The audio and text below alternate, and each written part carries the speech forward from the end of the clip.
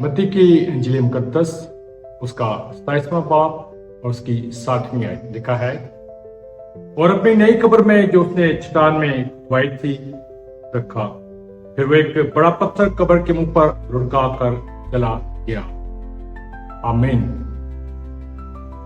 यीशु मसीह सलीब पर है और फिर मर गए। रोमन फौजी समझते हैं उसकी हार हो गई। आसपास के यहूदी समझते हैं उसकी हार हो गई। उसके दुश्मन समझते हैं उसकी हार हो गई।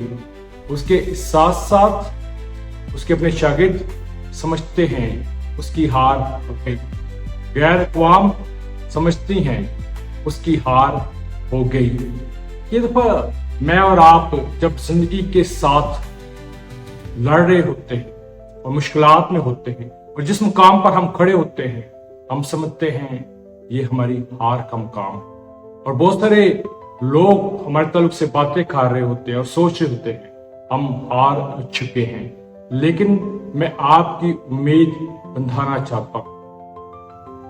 हफ्ते का दिन यीशु मसीह कब्र के अंदर, बहुत सारे लोग समझ रहे हैं हार हो चुकी है।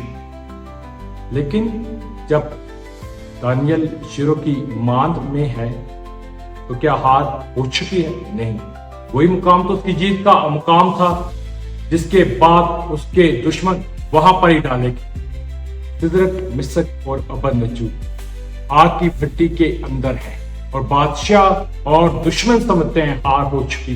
तो क्या हार हो चुकी? नहीं। वही फतह का मुकाम है और फिर उसी मुकाम पर दुश्मन जो है उन्हें लाया गया और मारा गया।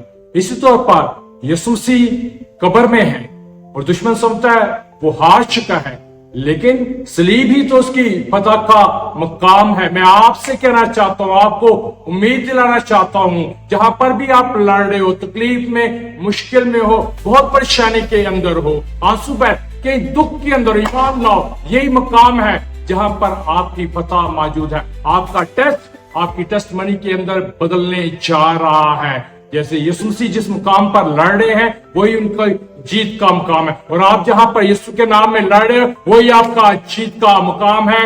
और आप हारे हुए नहीं, और ना वो मुकाम जो है हार क्या है, वो जीत का मुकाम है। और आप भी यीशु मसीह के नाम में जीतोगे और आपका टेस्ट जो है आपकी टेस्ट मनी में बदलने वाला है, यीशु के नाम में। आमीन।